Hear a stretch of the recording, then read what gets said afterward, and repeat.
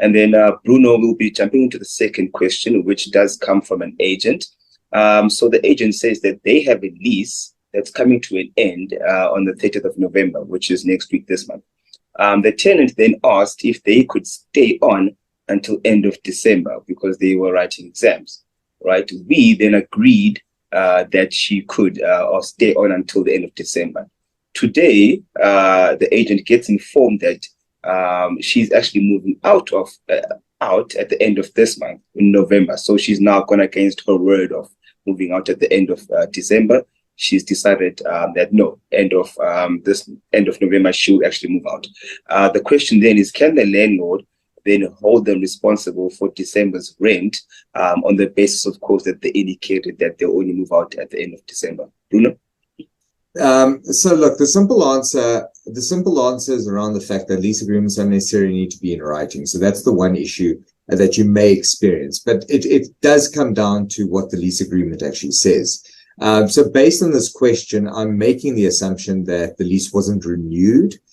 So everyone was accepting of the fact that by the 30th of November, it was going to lapse. Maybe there were renewal notices that were sent out earlier and everyone had accepted it. And at some point or another, the tenant asked whether the lease could possibly be extended by 1 month. And this was agreed to. So for all intents and purposes, this could be considered a form of agreement. If the lease agreement requires that the lease only be varied or amended in writing signed between the parties, that could also pose a challenge. So there's a lot of different moving parts here. Unfortunately, with the information we have, we're not going to be able to answer, because another argument could potentially be that the written lease no longer applies anymore because it was going to be terminated. So this extension was actually a new agreement outside of the written lease, and it was a new basis of occupation, given that the lease had expired. What I can tell you, though, is whether that applies or not, and whether we want to get complicated in the arguments that we have.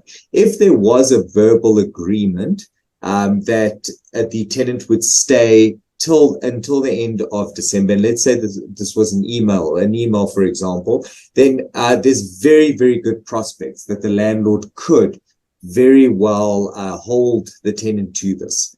I believe it, especially if it is in an email. And I do feel that the landlord is not on the back foot with this one. He could actually be a bit more aggressive and claim the rental amount. Whether the tenant's going to pay or not is a completely different story. If there's nothing in writing and this was barely an agreement and it was a notion that at some point was put forward, but no one actually did anything about it or no one acted on it, something along the lines of, do you think it's possible that I could stay till the end of December? Let me know if it is, right? Something along those lines, then no. I can honestly say that there was no consensus between the parties, no meeting of the minds, and certainly no intention to create a legal obligation. And so I think you first need to start at that kind of grassroots level when it comes to, was there actually an agreement, whether valid in terms of the written lease or not? And if there was, then one can look at it and start looking at the technical points of whether the lease would allow for an agreement like that to be entered into, whether it was outside of the lease, and what the terms of the agreement were. But I do feel that if there is something expressed, that the landlord does have some prospects. Right. So thank you very much, ladies and gentlemen. There you have it.